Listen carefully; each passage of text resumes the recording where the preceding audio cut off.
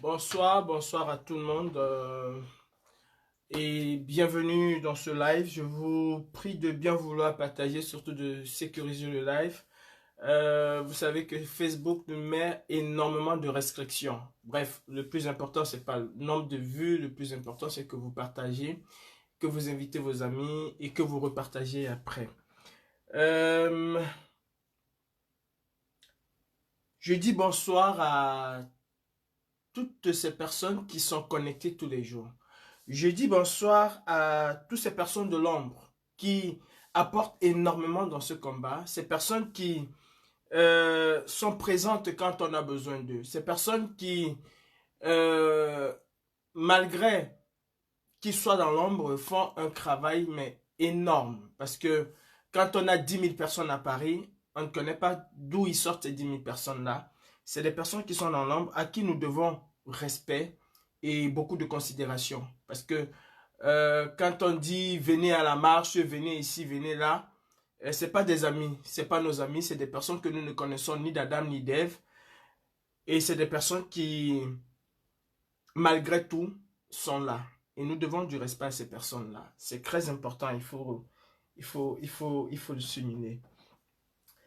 Je dis bonsoir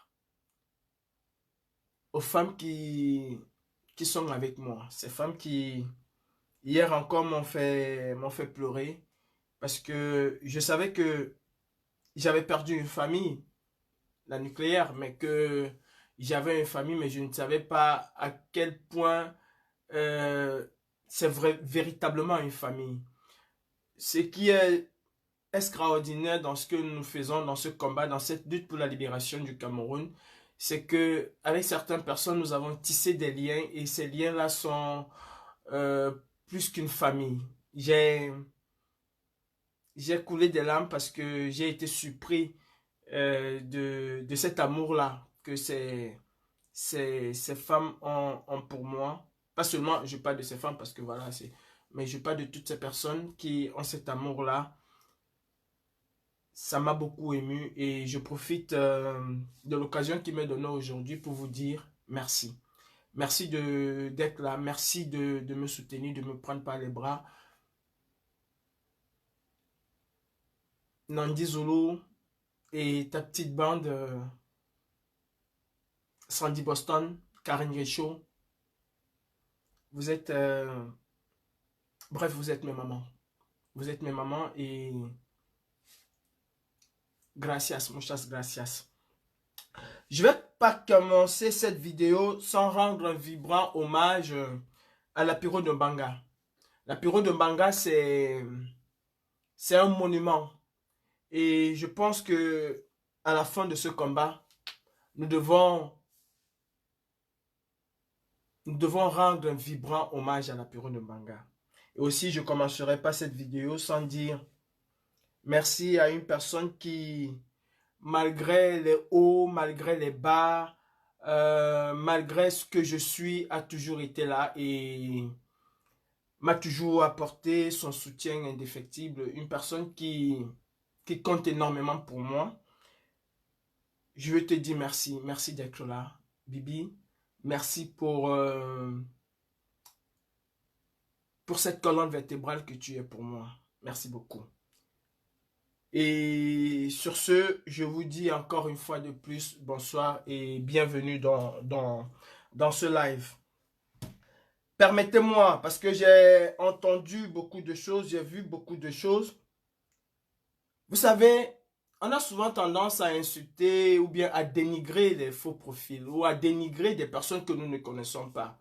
Je vais un peu rétablir une vérité aujourd'hui parce que nous tous, nous avons adoré ce qui s'est passé à Genève. Nous tous, hein, nous avons adoré ce qui s'est passé à Genève. À Genève, il y a quelqu'un qui était à Genève qui a fait un travail, mais extraordinaire. Mais c'est quelqu'un qu'on ne voit jamais dans les réseaux sociaux. Mais jamais, en aucun moment, on ne voit ce monsieur dans les réseaux sociaux. Mais c'est quelqu'un qui, à Genève, à lui seul, a fait quelque chose de magnifique. Et on n'en parle pas souvent. parce que nous volons la vedette aux autres et on pense que c'est nous les meilleurs combattants. Les meilleurs combattants, même parfois, sont des gens qui sont dans l'ombre que nous ne connaissons même pas. Cette personne vit en Allemagne. Il s'appelle Hermann. Je pense que vous avez entendu plusieurs fois Kempta parler, le caporal Grillet parler de Watt. Il était à Paris. Le 22 septembre, il s'est fait arrêter. Hermann, ce petit bonhomme, pas très grand. Quand tu vois Hermann, tu crois qu'il a 15 ans ou 16 ans ou 17 ans. Mais c'est un combattant hors pair. C'est même c'est l'incarnation même de ces profils que nous ne connaissons pas. Nous étions trois à percer la première barrière policière. La première barrière de la police, nous étions trois. Et Hermann n'a pas hésité un seul instant de rentrer dedans, de faire du rentre-dedans à la police. C'est un combattant de l'Allemagne et on parle très peu. J'ai l'impression que parfois les gens prennent des photos et c'est leur trophée de guerre. Il y en a qui ont des trophées de guerre et qui n'en font même pas allusion et qui généralement ne vont pas à ce que nous faisons parce qu'ils veulent se faire voir. Non, ils y vont parce qu'ils ont cette envie profonde de libérer le Cameroun. Et à travers Hermann, je tire un grand coup de chapeau à tous ces combattants de l'Allemagne qui voyagent, qui sont partout où on a besoin d'eux et qui généralement restent dans l'ombre. C'est vous, les vrais combattants. Tous ceux qui sont dans l'ombre là et qui, quand on a besoin d'eux, sont là. C'est vous, les vrais combattants. Et c'est à vous aujourd'hui, comme je l'ai toujours dit, de prendre vos responsabilités. C'est à vous de prendre vos responsabilités, de donner un chemin à ce combat. Hermann a donné de sa personne. Hermann a donné de son énergie. Hermann a donné de son temps. Que ce soit à Genève, que ce soit à Paris, il a toujours été présent. Mais personne de vous ne peut me montrer la photo d'Hermann. Personne ne connaît qui est Hermann. Je dis personne. Vous avez entendu plusieurs fois le caporal Grillet féliciter quelqu'un qui ne connaissait même pas. Il appelle Watt. Ouais, parce qu'il est très brun. Mais Hermann, à l'instar des autres combattants que nous ne connaissons même pas, mais qui se déplacent, qui sont là, nous devons les tirer un coup de chapeau. Un véritable coup de chapeau, parce que ce sont eux, les fantassins, ce sont eux les véritables soldats. Si d'aucuns pensent qu'ils sont des généraux, alors qu'ils sachent qu'il n'y a pas de général sans soldat. Et ce sont les soldats qui font la force du général. Il n'y a pas de général sans soldat. Ce sont les soldats qui font la force du général. Parce que le général à lui seul ne peut jamais gagner une victoire. Il a besoin de ces soldats. Et ces soldats-là sont précieux. Je vous en prie, prenons ces soldats-là avec beaucoup d'amour. Ceci étant dit, avant d'entrer dans le vif du sujet, je vais lever une petite équivoque. Il faut que je lève cette équivoque parce que ça fait 1 an qu'elle dure. Et quand une équivoque ou bien quand quelqu'un ne veut pas rétablir la vérité, si je le fais, c'est parce qu'il y a énormément de personnes qui m'appellent, qui m'ont appelé pour me demander, mais Calibri, qu'est-ce qui se passe? Qu'est-ce qui se passe? Qu'est-ce qui se passe? Qu'est-ce qui se passe? Je ne veux pas m'attarder dessus. J'ai parlé aujourd'hui avec une de mes mamans et si elle m'avait dit de ne pas le faire, je n'allais pas le faire parce que je respecte énormément toutes ces personnes-là qui prennent le temps de m'appeler pour s'acquérir de ce qui se passe.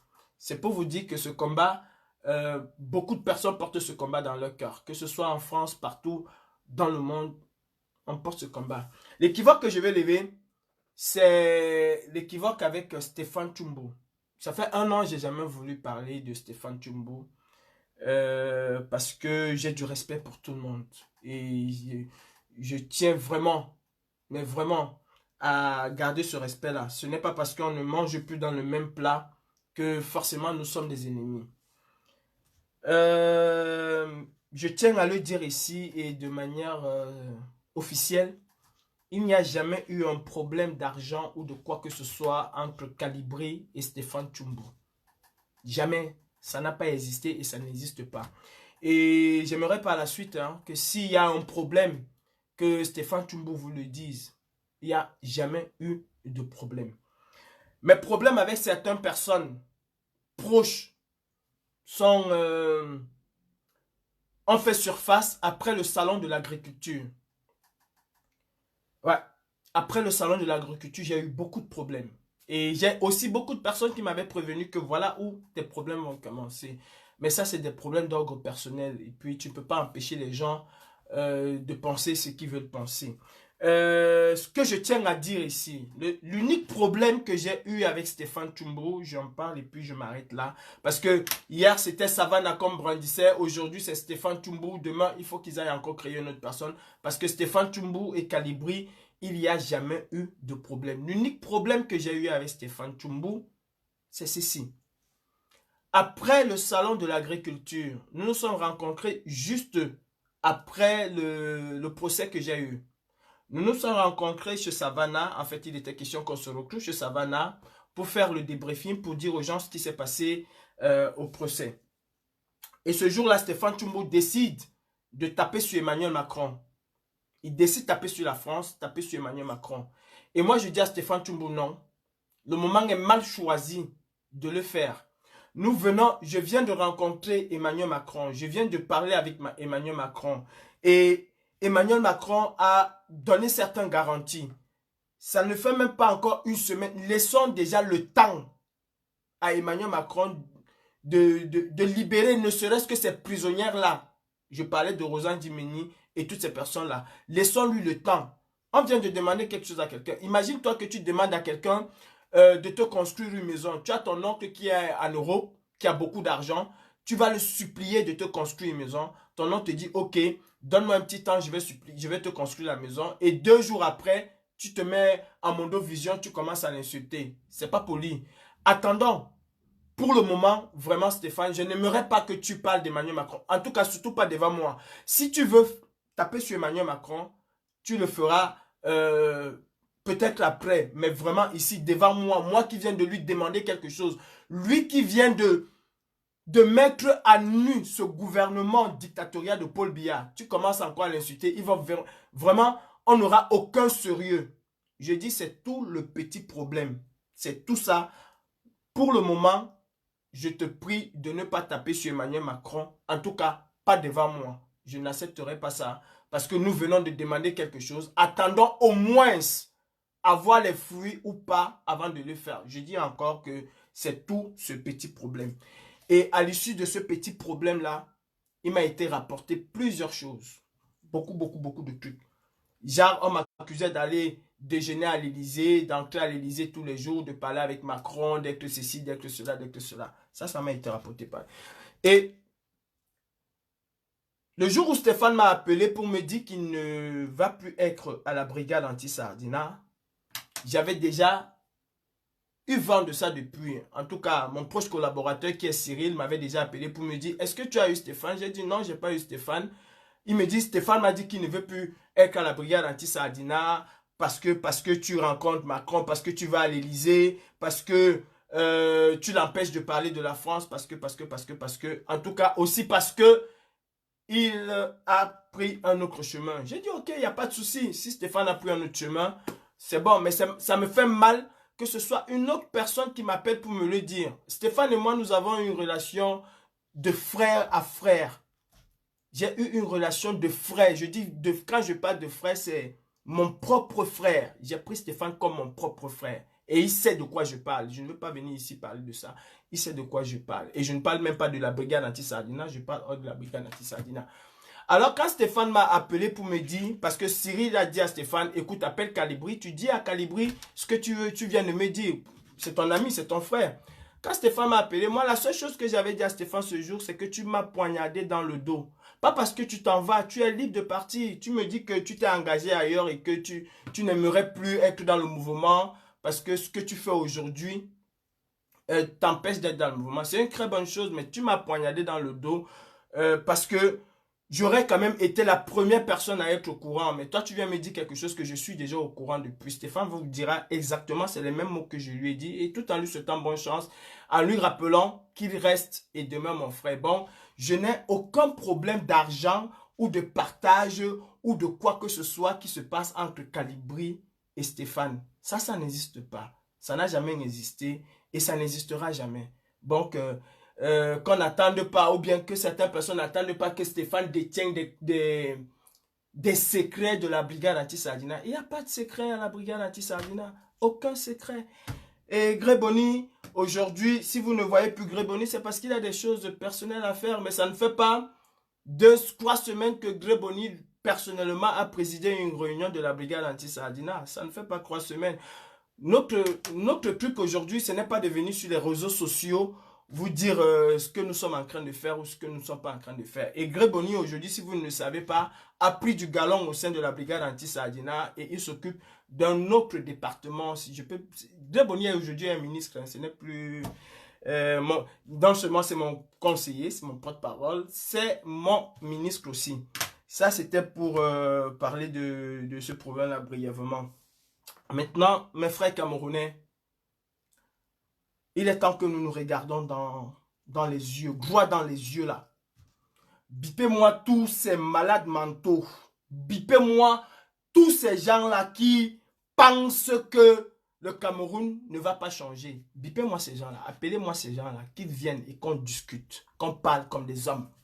Aujourd'hui là, il faut qu'on parle comme des hommes. Laissons le bavardage, laissons le diapap.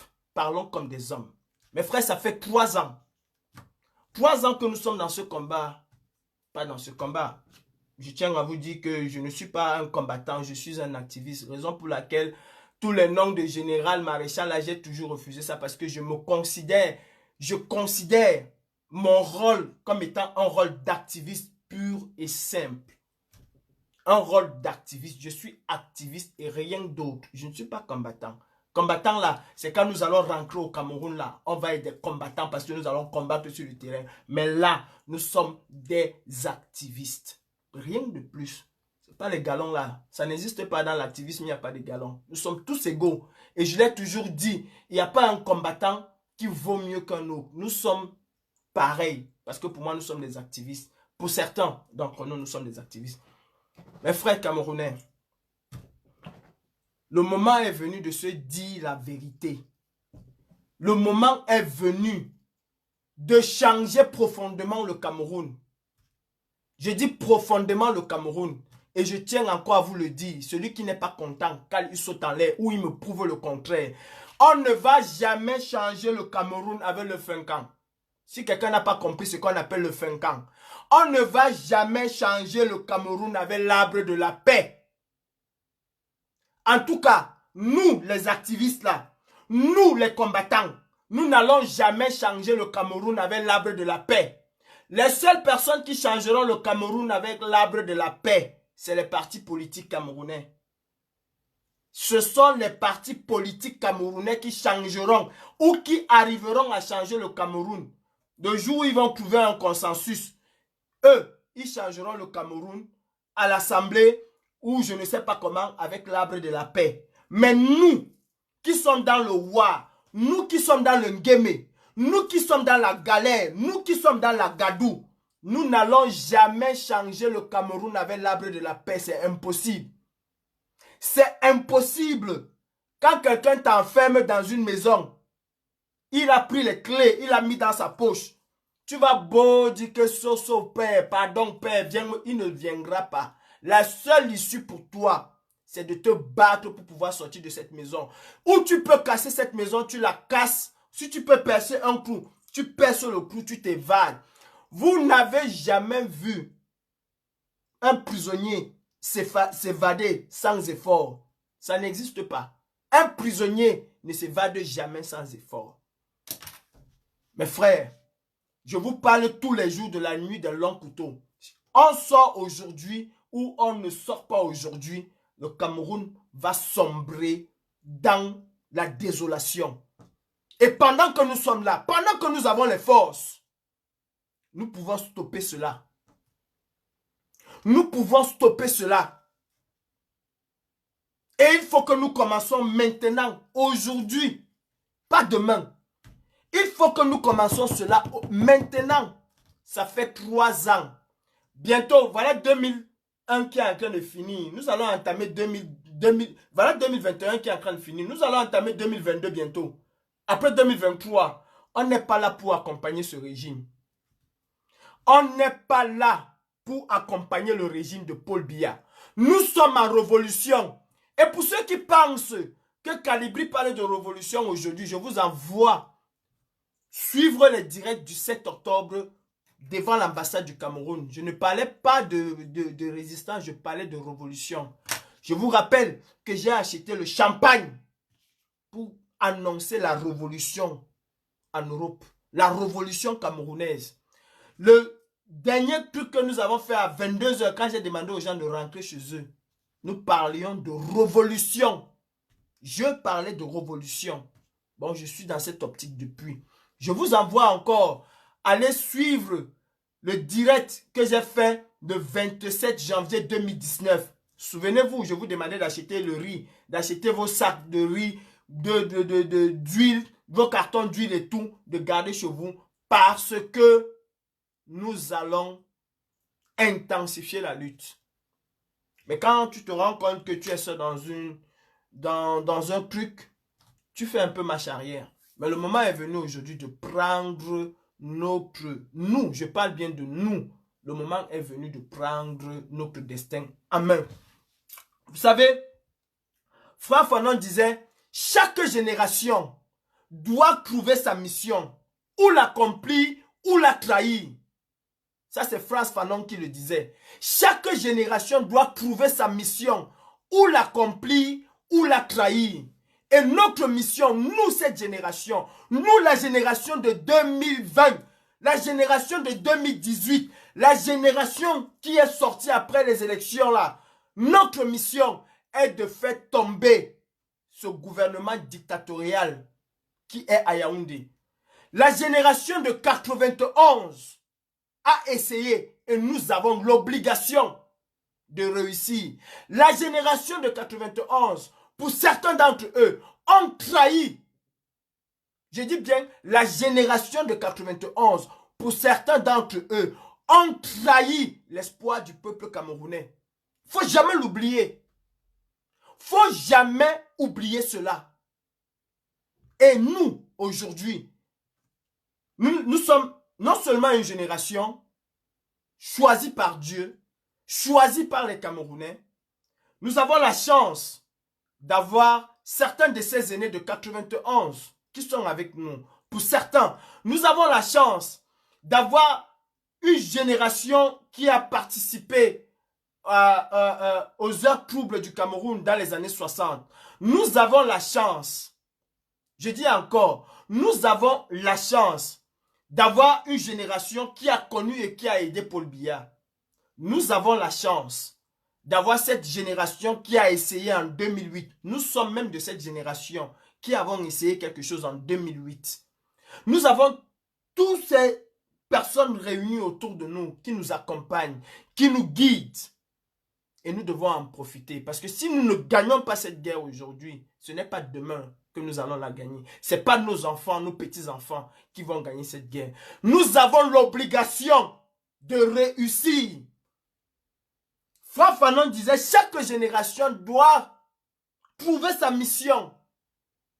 Et notre mission aujourd'hui, c'est de libérer notre pays. Et personne ne nous mettra en prison parce que nous nous battons pour libérer notre pays. Je dis bien, personne ne nous mettra en prison. Personne. J'ai parlé de révolution.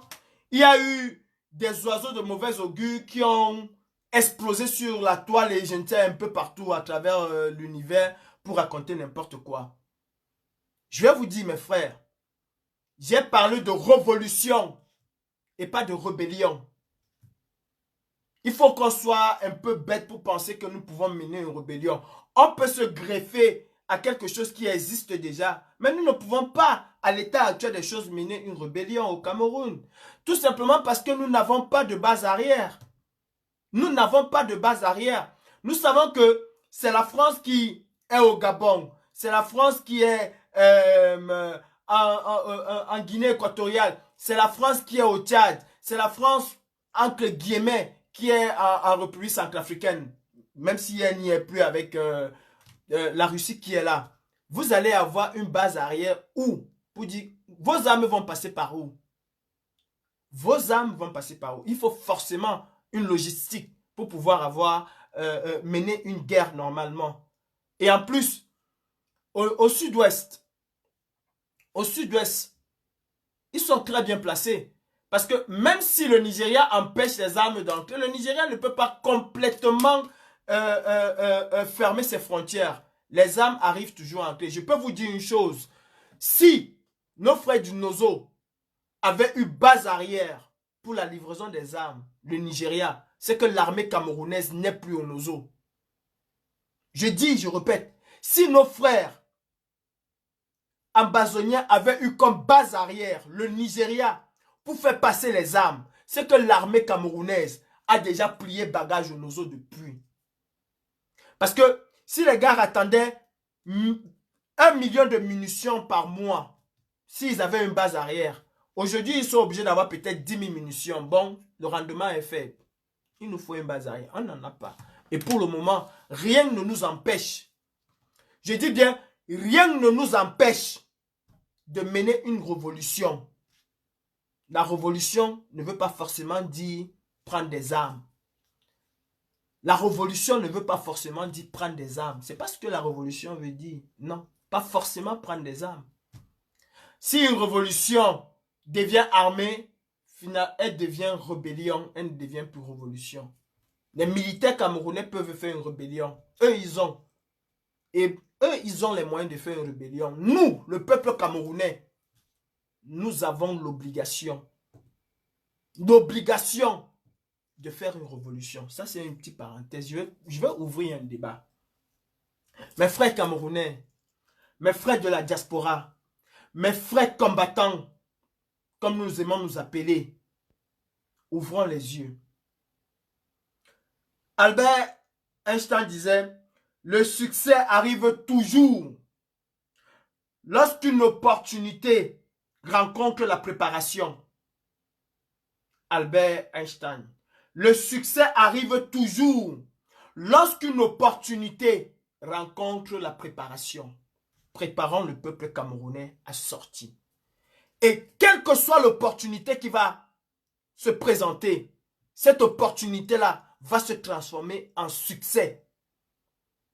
Préparons le peuple camerounais. Arrêtons dans la haine, dans l'insulte, dans ceci, dans cela.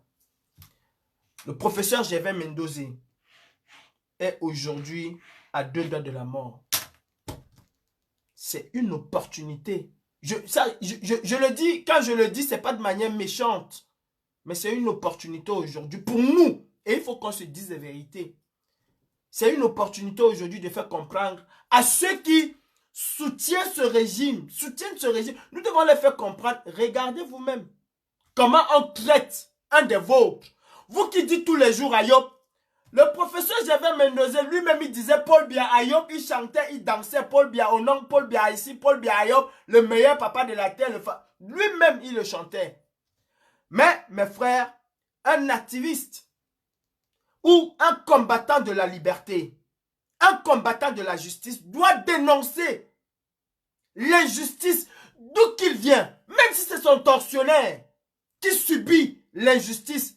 C'est-à-dire, la même chose que lui, même si c'est son tortionnaire, bon, quelqu'un te torture et tu vois comment on torture cette personne. Une fois qu'on t'a libéré, tu dois combattre cette injustice contre cette personne. Et c'est ça qui fait de toi un homme. C'est ça qui te donne des qualités. Ah oui.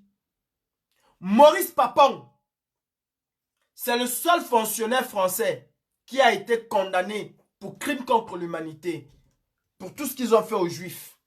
C'est le seul fonctionnaire français. Maurice Papon a été condamné à 10 ans de prison. Et il n'en a fait que 4 années, il est sorti. Pourquoi est-ce que Maurice Papon est sorti? Maurice Papon est sorti parce que sa situation sanitaire ne lui permettait plus de rester en prison.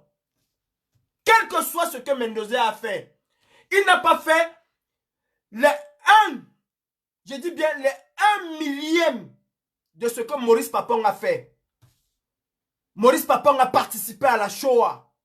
Vous savez ce que c'est que la Shoah pour les Juifs? Si les Juifs l'avaient arrêté, il l'aurait massacré. Maurice Papon a participé à l'extermination des Juifs.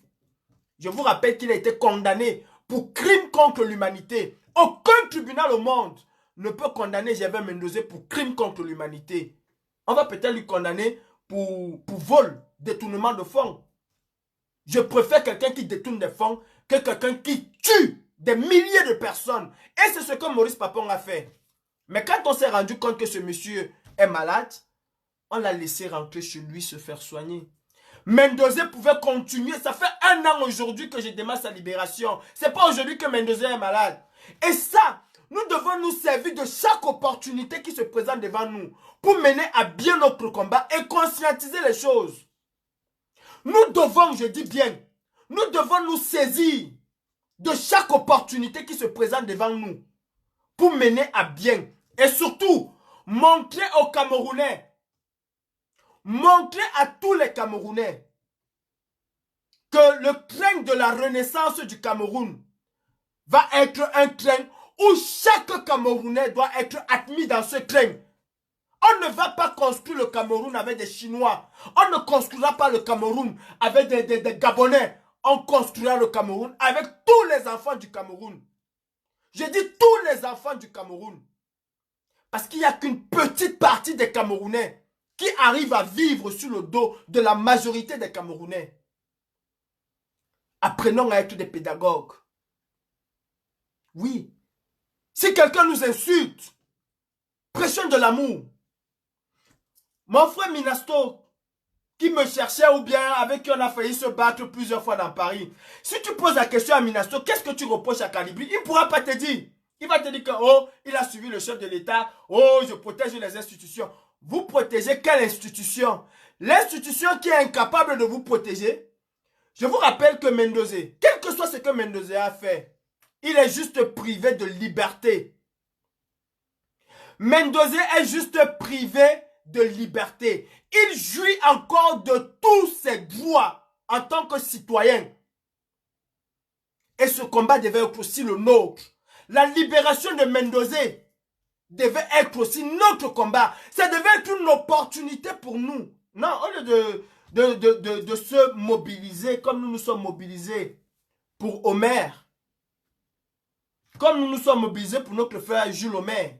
Non, on ne veut pas. Parce qu'on dit, ah, c'est entre eux, il va lire. Non, arrêtons. Arrêtons. Ça fait 3 ans que nous sommes restés entre nous, comme on dit.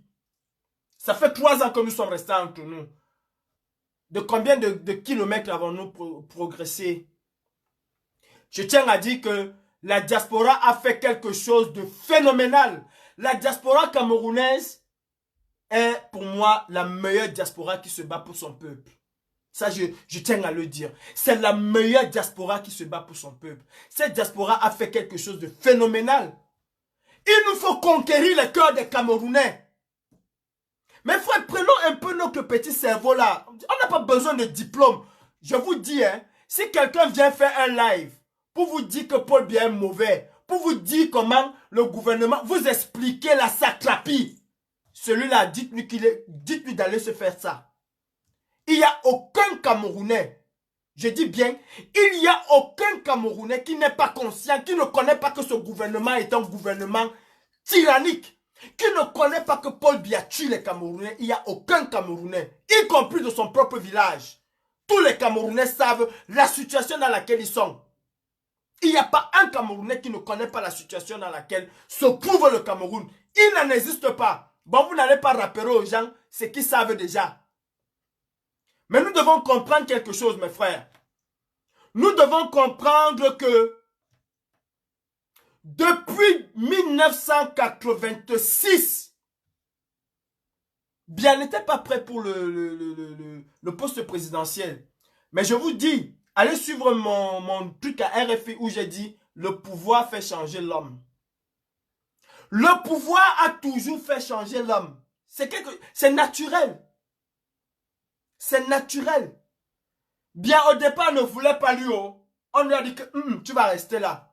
Il est resté. Mais mon frère, quand tu sors de chez toi en tant que président, il y a 300 motards qui t'entourent. Il y a tout un cérémonial qui se prépare autour de toi. Mais tu te prends pour Dieu. Mais tu dis, qui a fait la bonne comme ça? En 86, je pense, quand on a voulu lui voler son pouvoir, en fait, quand on a voulu reprendre ce pouvoir-là, le gars a dit que jamais de la vie, je ne vais plus me laisser avoir.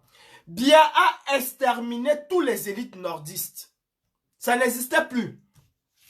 Et de 86 à 90, précisément, disons 91, Biya a vu d'autres Camerounais se lever, d'autres régions au Cameroun se lever, qui était la région de l'Ouest. Quand je parle de l'Ouest, je parle de tout l'Ouest. Tout l'Ouest là, avec le Nord-Ouest et le Sud-Ouest. Biya a vu cette région s'émanciper. Cette région vouloir le changement. Et qu'est-ce qu'il a fait, Biya? Il a compris qu'il fallait décrédibiliser ces gens. Il s'est rappelé ce que les Bamileke ont fait aux Français. Il s'est rappelé de comment les anglophones étaient. Il a compris que ces deux-là, pour lui, c'est un cocktail Molotov, c'est un cocktail explosif. Il a fait rentrer le tribalisme.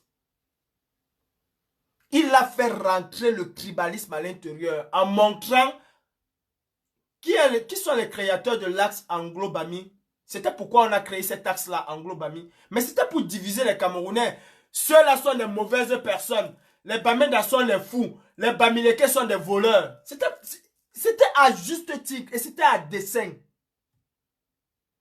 Vous ne pouvez pas combattre quelqu'un qui a pris 28 ans pour construire son schéma. Vous venez en 3 ans, vous pensez que vous allez exploser ce schéma-là dans la tête des gens comme ça. Donc, boum. Non.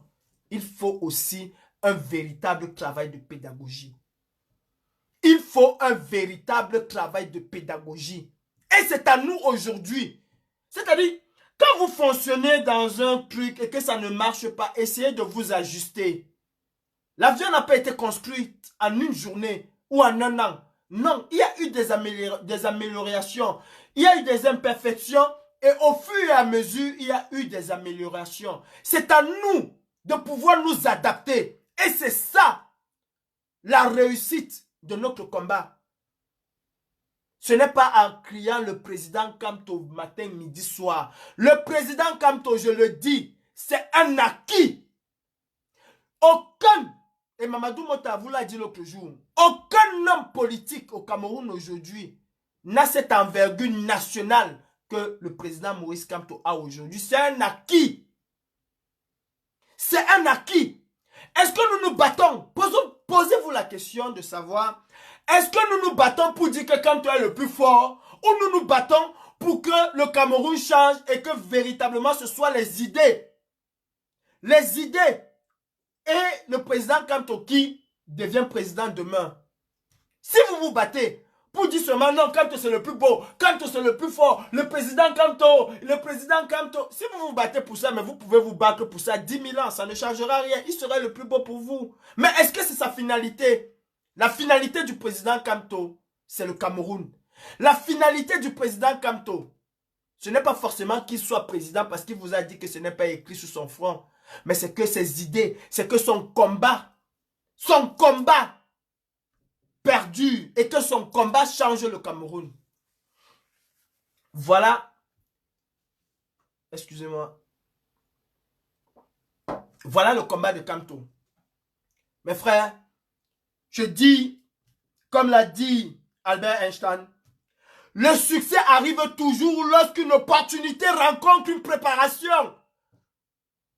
Si, quand le président Kamto est rentré au Cameroun, excusez-moi, si quand le président Kamto était rentré au Cameroun, quand il est rentré dernièrement après sa grande tournée européenne, si nous avions préparé les Camerounais à aller au choc, cette opportunité-là, on ne parlera plus de Biya aujourd'hui. Quelqu'un vient me démontrer le contraire. Si quand le président Kamto était rentré au Cameroun et qu'on avait préparé les Camerounais, ou qu'on avait préparé même un groupe de 50 personnes, a dit qu'aujourd'hui là, on met Douala blackout. On arrête tout à Douala, qu'on avait préparé seulement 50 personnes. Je dis 50 personnes à mettre Douala blackout. Je ne dis pas qu'on casse, mais qu'on dit qu'à partir d'aujourd'hui là, nous allons marcher jusqu'à Yaoundé pour libérer le Cameroun. Si on avait préparé les gens là, l'opportunité qui nous avait été donnée ce jour, nous l'aurions transformé en succès. Mais on n'a pas préparé les gens en cela. C'est vrai, parfois on dit que si le président Kamto était parti, oui, s'il était parti. Mais est-ce qu'on avait préparé la conscience des gens à aller vers là? Nous n'avons pas fait. Et on ne veut toujours pas préparer les gens à aller vers là. Non. Le professeur Gervais Mendoza subit aujourd'hui une injustice et qui doit être combattue. Je dis bien combattue par chacun d'entre nous. Quels sont les gens qui ont construit Ebolova? Je connais Ebolova, hein, mon père il a des terrains à Ebolova. Quels sont les gens qui ont construit Ebolova? Ce sont les Bamileke qu'on insulte aujourd'hui. Quels sont les gens qui ont construit Balmayo? Chez moi en Balmayo là. Ce sont les Bamileke. Il y a les Bamileke qui ont construit. C'est les Bamileke qui ont construit le sud. Pourquoi avant, nos frères Ekang, comme ils aiment s'appeler là, en tout cas c'est un nouveau mot. Pourquoi est-ce qu'avant ils ne regardaient pas le Bamileke comme une mauvaise personne? Pourquoi avant, mon frère Ekang prenait le Bamileke comme son propre frère? Pourquoi avant, il le faisait? Parce qu'il est né avec les Bamileke. Il a grandi avec les Bamileke. Pour lui, le Bamileke était même plus que son propre frère Ekang. Mais Paul Bienvenu s'aimait la zizanie, s'aimait le tribalisme.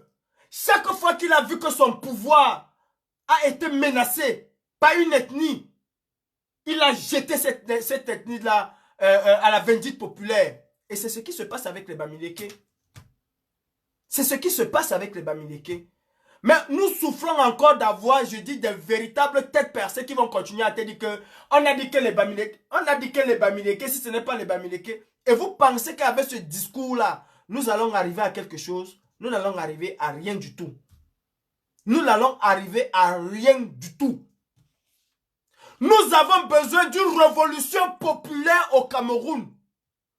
Je dis bien que nous avons besoin d'une révolution populaire. Si nous étions aussi capables de faire cette révolution populaire-là, depuis 3 ans où nous étions les plus actifs, pourquoi on n'a pas mené? Pourquoi est-ce qu'on n'a pas mené cette révolution populaire si nous étions capables? Mais vous dites une chose et vous dites son contraire. Excusez-moi, je ne suis pas allé à l'école. Hein. Moi, mon niveau, c'est la CIL. Je ne suis pas allé à l'école. Mais je dis pour la plupart d'entre vous, vous dites une chose et vous dites son contraire. C'est vous qui vous plaignez que les Camerounais ne veulent pas sortir. Non, c'est faux. Les Camerounais veulent sortir. Et je vous dirai pourquoi les Camerounais ne sortent pas. Mais les Camerounais veulent sortir. C'est vous qui dites que nous voulons la mobilisation. Quand vous demandez la mobilisation, là, vous demandez la mobilisation pour qui? Alors, si ce n'est qu'une histoire de Bamileke, prenez vos téléphones, appelez vos cousins, cousines. Allez, toi, tu te mets dehors. Allez, toi, Jean-Paul, tu te mets dehors. Frédéric, tu te mets dehors. Ici, même en diaspora, si c'est facile comme ça de réunir tous les Camerounais dans la rue, mais la diaspora camerounaise est l'une des plus actives et l'une des plus performantes. Parce que ce que nous avons fait en 3 ans, il y a des gens qui marchent depuis 50 ans qui n'ont pas fait ce que nous avons fait en 3 ans. Si c'était facile de dire que mobilisez-vous, sortez les Camerounais, mobilisation, tu vois quelqu'un qui se met là, il y a 5 000 ici, 10 000 là-bas, allez, mobilisation générale. Le président comme toi a dit mobilisation. Non, ce n'est pas comme ça. Ce n'est pas comme ça, il faut prendre le cœur des gens. Le président Kamto aujourd'hui, ce n'est pas parce que vous venez sur Facebook crier que Kamto. Non, ce n'est pas pour ça. C'est parce qu'il a su conquérir le cœur des Camerounais. Et personne ne peut enlever ça dans le cœur des Camerounais. Et c'est comme ça que nous devons conquérir le cœur de ceux qui pensent que nous sommes les adversaires du Cameroun. Et c'est avec le dialogue. Quand on demande le dialogue inclusif, c'est pour faire quoi? Quand nous demandons, c'est pour se parler. C'est pour déconstruire certaines choses. Et nous devons déconstruire ce langage de haine. C'est ça qui fait en sorte que notre révolution ne marche pas. C'est parce que nous empêchons, nous mutuellement Camerounais, de réfléchir Camerounais. Mais nous voulons seulement réfléchir en termes de nos ethnies. La petite fille qui est en prison là, à l'hôpital parce qu'elle a donné naissance, c'est un Bamileke. Je vous mets au défi de me montrer un enfant Bamileke qui va être retenu en prison. Parce que cet enfant Bamileke là n'a pas payé la césarienne. Je vous mets au défi de me montrer un enfant Bamileke, une fille de 16 ans ou 17 ans Bamileke qui va être retenue en prison au Cameroun. Parce qu'elle n'a pas payé une césarienne. Même au village, on va cotiser pour faire sortir cet enfant. Elle ne fera pas la prison. Même au village, les gens vont se cotiser pour faire sortir cet enfant. Mais c'est encore nous, nos frères du Sud, qui souffrent le plus. Et nous devons démontrer à nos frères du Sud que ce sont eux qui souffrent le plus au Cameroun. Mendoza doit être ton problème quand ça doit être mon problème. Avec Mendoza, nous devons montrer au Sud que personne n'est à l'abri de cette démon de Yaoundé. Je dis avec Mendoza, nous devons montrer à nos frères, regardez la situation de Mendoza. Quelqu'un en France qui a tué des milliers de juifs, qui a participé à la mort des milliers de juifs, a été condamné et au bout de 4 ans, il a été libéré parce qu'il est malade. Mendoza, nous laissons Mendoza mourir en prison. Nous tous. Nous devons nous servir de Mendoza. Chacun doit porter le combat de Mendoza. Chacun doit porter le combat de Mendoza. Tout le monde aujourd'hui félicite Élise Bissot. Élise combattante. Ouais, maman. Si ce n'était pas le problème de Mendoza, est-ce que Élise Bissot allait sortir un jour? Est-ce qu'elle allait sortir un jour? Si ce n'était pas le problème de Mendoza. Mais c'est parce que le problème de Mendoza s'est posé. Et qu'à un moment, elle s'est assise. J'avais déjà envoyé un message à cette grande soeur une fois. Le problème de Mendoza est arrivé, elle s'est assise, elle a dit, mais est-ce que les gars là n'ont pas raison? Est-ce que nos frères de la diaspora là n'ont pas raison? Ils ont raison. C'est pour ça qu'elle est sortie. Et elle n'est pas la seule à sortir. Elle n'est pas la seule à sortir. Quand vous voyez quelqu'un comme le monsieur qui pleurait hier, moi je m'en fous de ce monsieur. Je vous jure, je m'en fous de lui. Qu'il a insulté le président Kamto, ce n'est pas mon problème. Qu'il a brûlé le pain du MRC, ce n'est pas mon problème. Qu'il a fait quoi que ce soit, qu'il nous a même insulté, ce n'est pas mon problème.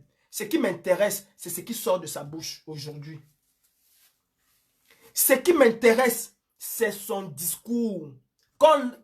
Que ce soit une distraction comme disent les autres. Est-ce que son discours qu'il a aujourd'hui là est différent de ce que toi, mon frère, au Canada, tu as marché pour ça?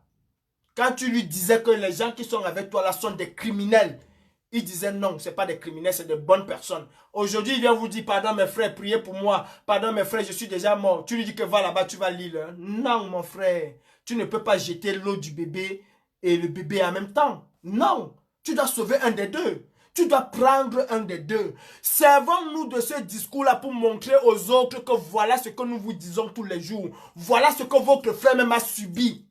Au lieu de l'insulter, au lieu de lui dire, ah, ça c'est vos affaires, vous allez lire, c'est entre vous, vous allez vous manger. Ça, c'est le train de la renaissance du Cameroun. Ce combat, c'est le train de la renaissance du Cameroun. Et personne n'a le droit d'interdire à qui que ce soit de monter dans ce train. Ce train-là, c'est le train de 27 millions de Camerounais. Est-ce que vous m'écoutez? Ce train-là, c'est le train de 27 millions de Camerounais. Chaque Camerounais est libre d'emprunter ce train au moment où il voudra. Je vous dis, chaque Camerounais est libre de monter dans ce train au moment où il voudra. Personne ne doit l'obliger à y monter et personne ne doit l'interdire de monter dans ce train. Parce que ce train a besoin de tout le monde pour changer ce pays.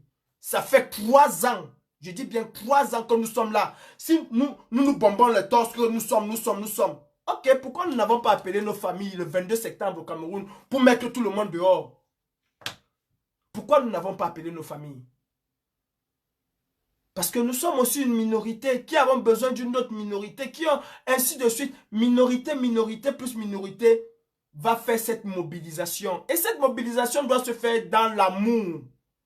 Cette mobilisation doit se faire dans la joie, dans le partage des valeurs. Et c'est à nous aujourd'hui d'éduquer nos frères. C'est à nous. Le rejet là, le repli identitaire ne va jamais changer le Cameroun. Et nous avons des opportunités pour que nos frères se lèvent. Moi, je connais Campo. C'est ma route. J'ai fait cette route pour aller en Guinée équatoriale. Avant qu'on installe la base à Campo, j'étais le mec à Campo. Je connais la route de Campo.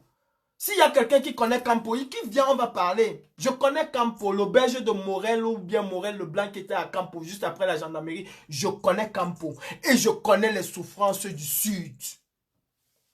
Je connais les souffrances du Sud, mes frères. Je voyais des enfants aller à l'école à 5 heures. Je partais parfois dans le camion quand j'allais avec les marchandises. À 5 heures, tu vois des petits enfants en route qui vont à l'école.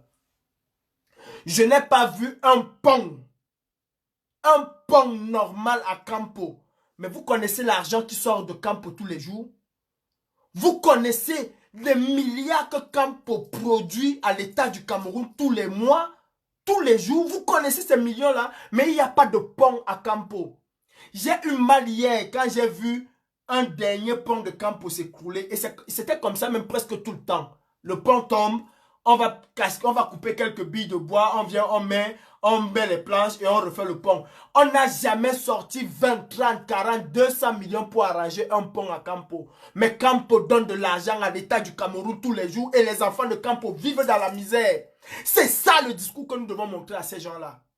Vous dites que vous protégez les institutions. Quelle institution protégez-vous? Je suis sûr que le professeur Mendoza en a fait pour vous plus que l'État de ce Cameroun-là. Je suis sûr que le professeur Mendoza a donné du travail à vos enfants que l'État du Cameroun n'a pas donné. Je suis sûr. Vous laissez Mendoza mourir en prison. J'aimerais bien voir Atebankou, Mbarga, ou je ne sais pas, avec toute votre bande-là. Montrez donc aux Camerounais que vous êtes des véritables écans. Montrez donc aujourd'hui aux Camerounais que vous vous battez pour les écans. Voilà un digne fils, un patriarche écan qui est en train de mourir en prison. J'aimerais vous voir, reprenez vos rôles dans les réseaux sociaux. Montrez aux Camerounais que vous êtes des véritables écans. Que Mendoza ait volé 10 000 milliards. Il reste et demeure un être humain. Et on doit se battre pour ses droits. Je vous en prie. Barga, Atebankou, Marie-Paul, comment elle s'appelle? Kalis Beyala, comment il s'appelle? Tous ces écans qui étaient sur la toile. Berceau d'Afrique.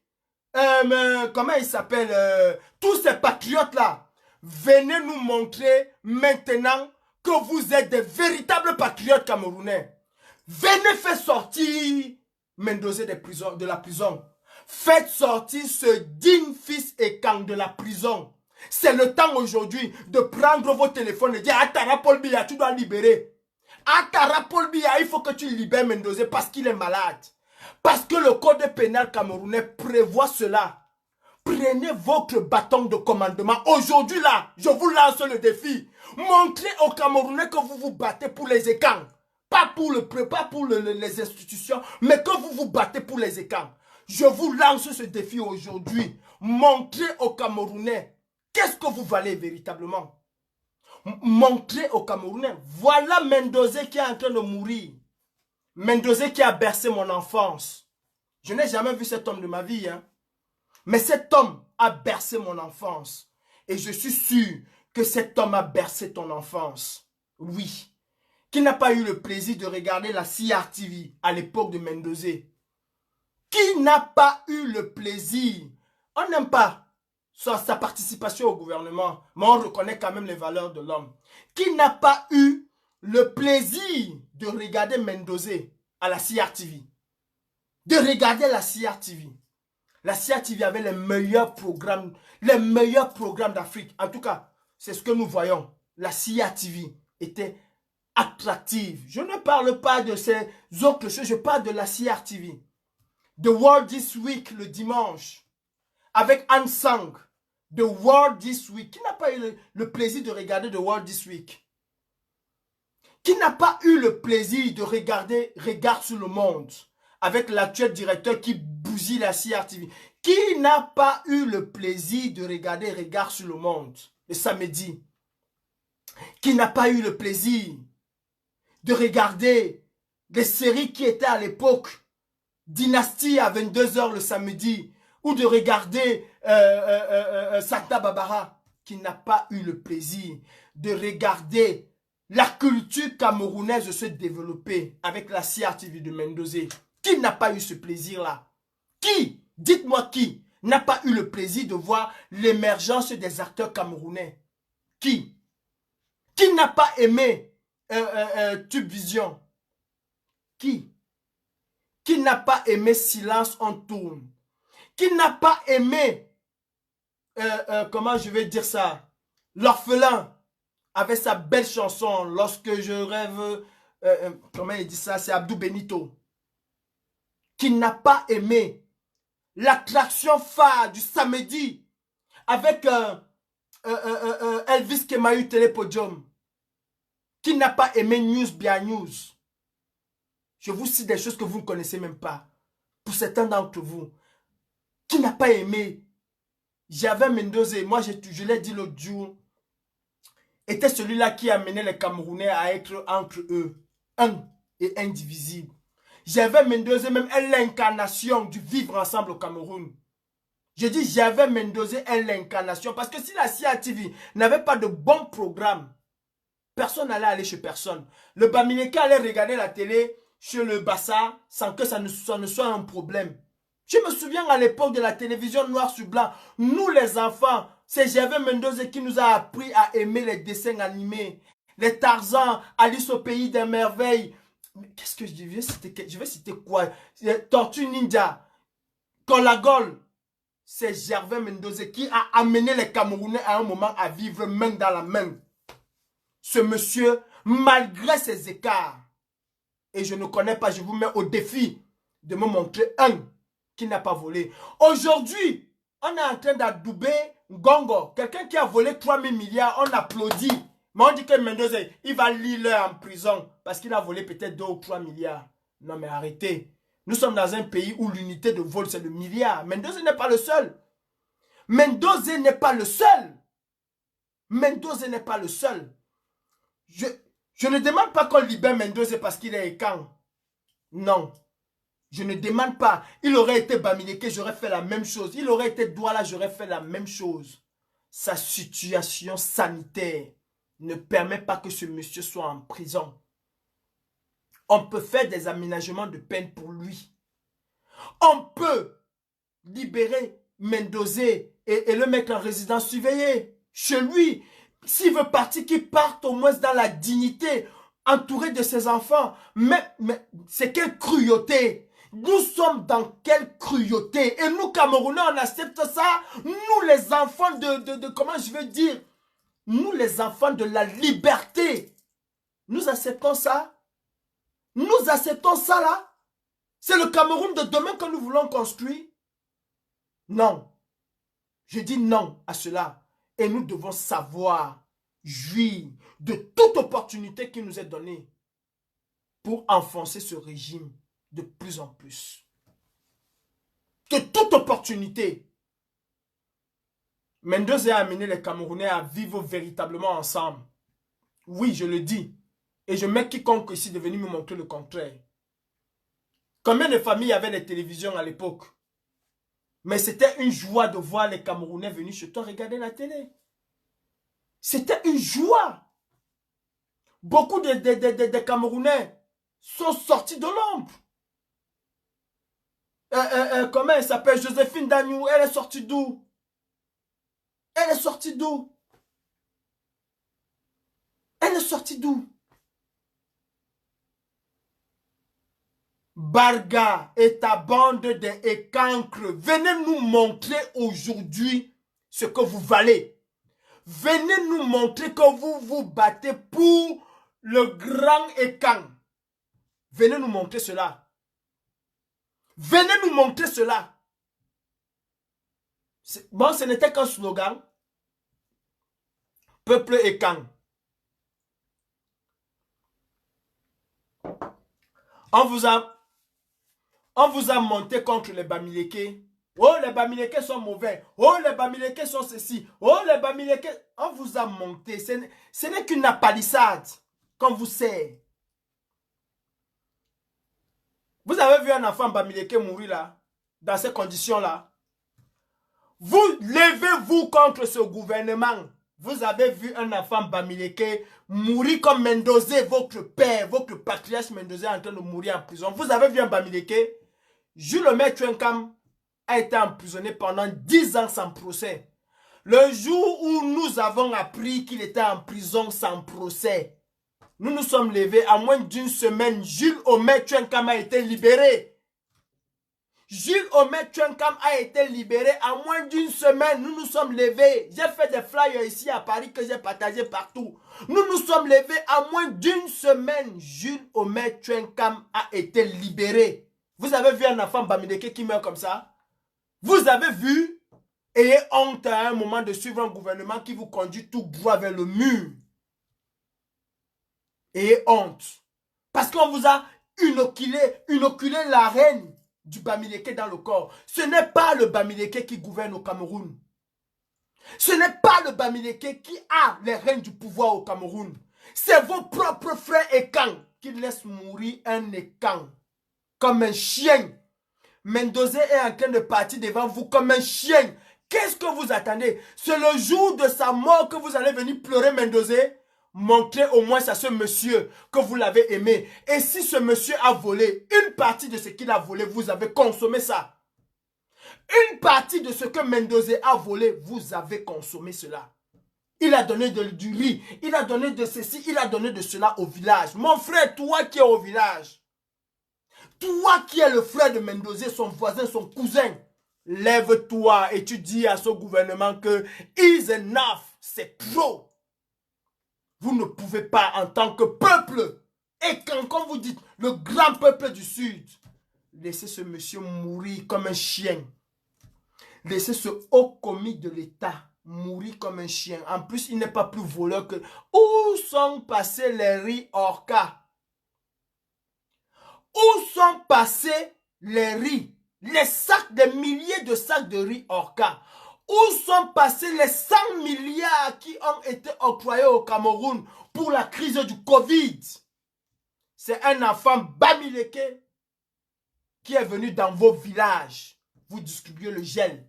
C'est un enfant Bamileke qui a monté une opération en diaspora pour venir en aide à tous les Camerounais. Et cet enfant Bamileke-là n'a jamais choisi son village en premier. Il n'a jamais choisi son ethnie en premier. Il a choisi les Camerounais. Sans leur demander d'où ils viennent. Quelle est leur origine? Quelle est leur ethnie? Vous laissez Mendozé mourir. Soi-disant, nous protégeons des institutions. Vous protégez des institutions. Vous avez une jeune fille qui est en prison aujourd'hui. Parce qu'elle a donné naissance. Parce qu'elle n'a pas 350 000 francs pour payer une césarienne. Elle est en prison. Elle. Mais vous avez l'enfant de Bia, Brenda Bia, qui vient dépenser par nuit presque 18 000 € dans un hôtel parisien. Et vous acclamez, vous dites que c'est bien. Tu es né dans une bonne famille. Ayez honte, mes frères Ekan. Ayez honte, mes frères Ekan. Nous devons mener la révolution camerounaise tous ensemble. Nous devons mener la révolution camerounaise tous ensemble. Au Cameroun aujourd'hui, toucher 36 000, c'est une insulte au peuple camerounais. Alors que nous avons des ministres pour un panari, ils viennent se faire opérer en Europe. Mes frères, arrêtez de vous faire appeler des sardinats, appelez-vous des Camerounais. Nous devons mener la révolution camerounaise tous ensemble et on a besoin de toi.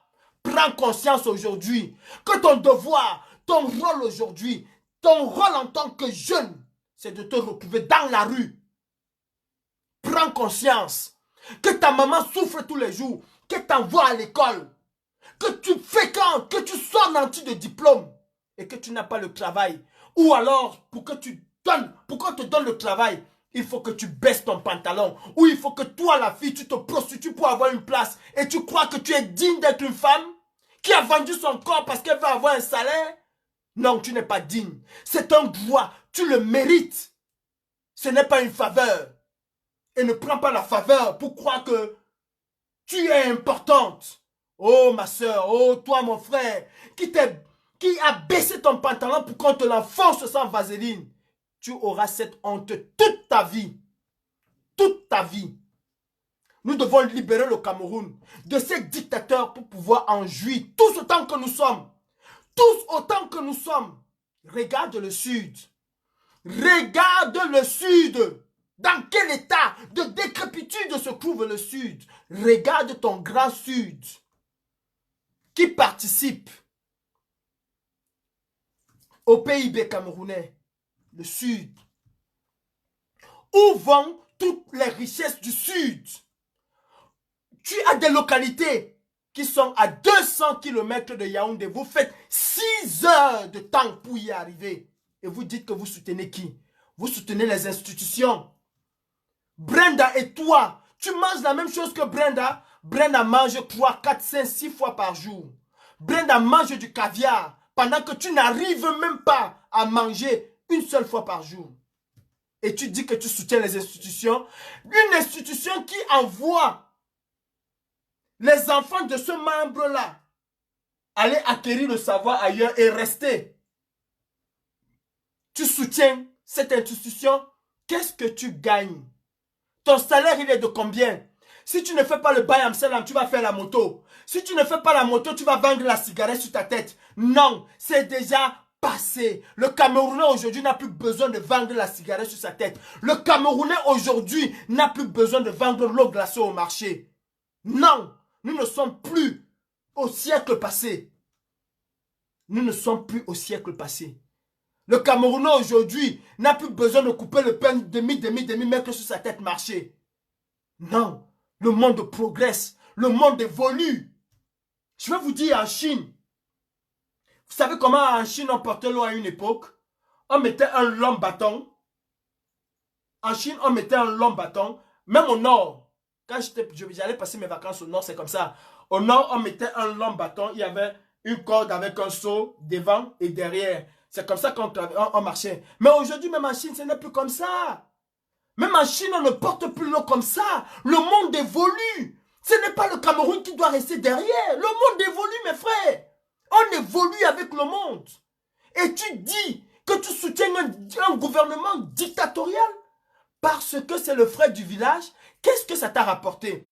Ça fait 3 ans que nous menons ce combat. Je parle de nous, je parle de notre génération. Ça fait 3 ans que nous menons ce combat. Dis-moi, qu'est-ce que ce gouvernement t'a apporté de plus en 3 ans? Ok, ils disent qu'il faut protéger le pouvoir doit rester au sud. Regarde ton sud natal et demande-toi si ce sud-là, depuis 1982, a évolué d'un iota. Demande-toi si ce sud a évolué d'un iota. Ministre des Finances, c'est au sud. Directeur général de société, c'est le sud. Président de ceci, c'est le sud. Président de cela, c'est le sud. Mais le sud est la région la plus pauvre du Cameroun. Le sud est l'une des régions les plus pauvres du Cameroun. Mes frères camerounais, vous savez, il faut souvent blesser les gens dans leur orgueil. Je demande à chacun d'entre nous ici, ceux qui sont à l'ouest, prenez les photos de l'ouest demain et que chacun montre son village. Voilà un défi que je lance aux Camerounais, mes frères de l'ouest. Que chacun ce soir, il faut blesser les gens dans leur orgueil. Vous dites que vous êtes du sud, non? Vous dites que c'est vous qui avez le pouvoir, non? Je demande à chacun de l'ouest aujourd'hui de prendre la photo de la route dans son village, prendre la photo des écoles dans son village et montrer sur Facebook. Vous aussi au sud, prenez la photo de vos villages, de vos routes. On montre. L'ouest est 1000 fois plus construit que le sud. 1000 fois plus construit que le sud. Et ce sont les enfants de l'ouest. Parfois même avec le gouvernement. Le gouvernement que tu supportes préfère construire l'ouest. Mais pourtant ils te disent que non, il ne faut pas regarder les Bamileke. Le gouvernement préfère investir dans l'ouest contre toi. On te laisse toi le sud. On te laisse toi le sud. Le grand poumon du Cameroun. La mamelle nourricière de l'économie camerounaise. On te laisse dans le désarroi, dans la misère. Et tu dis que tu ne vas pas te mettre dans la rue pour réclamer ce qui te revient de droit. Tu dis que tu ne te mettras pas dans la rue pour réclamer ce qui te revient de droit parce que tu soutiens les institutions. Qu'est-ce que ces institutions t'ont donné? Je te demande, qu'est-ce que ces institutions t'ont donné? Parce que ta maman va aller se placer en route pour chanter Paul Biya Ayop, Paul Biya Ayop, Paul... Et on va lui donner un sac, un kilo de riz avec 2 petits morceaux de maquereau. Tu attendras encore le jour. Tu vas encore attendre le jour. Malheureusement pour toi, depuis combien d'années vous n'entendez plus parler de court séjour présidentiel? Parce qu'avant, c'était votre ravitaillement. Le court séjour présidentiel, où il fallait que ta maman aille se mettre en route. On lui donne un petit carton de riz, 2 boîtes de sardines, avec 2 petits maquereaux, elle rentre à la maison, on attend encore le prochain court séjour. Ça n'existe plus. Mais c'est ça, c'est avec ça que tu vas construire l'avenir de tes enfants. C'est avec ça, toi mon frère du Sud, que tu vas construire l'avenir de tes enfants. Non mon frère, tu as l'obligation de te mettre dans la rue. Oublie M. Maurice Kamto. Ce n'est pas M. Maurice Kamto qui gouverne le Cameroun. Tu demanderas les comptes à Maurice Kamto le jour où il va être en fonction. Construisons un Cameroun où les hommes politiques vont nous rendre compte. Construisons un Cameroun où les partis politiques vont d'abord craindre le peuple. Et ça ne se fera que par la révolution. Ça ne se fera que par la révolution. Le pouvoir est tellement sucré que personne ne veut laisser le pouvoir. Tu as peur de mourir aujourd'hui. Je préfère mourir pauvre et mourir fier parce que je me bats pour une cause noble que de mourir comme un rat. Est-ce que vous nous entendez ça?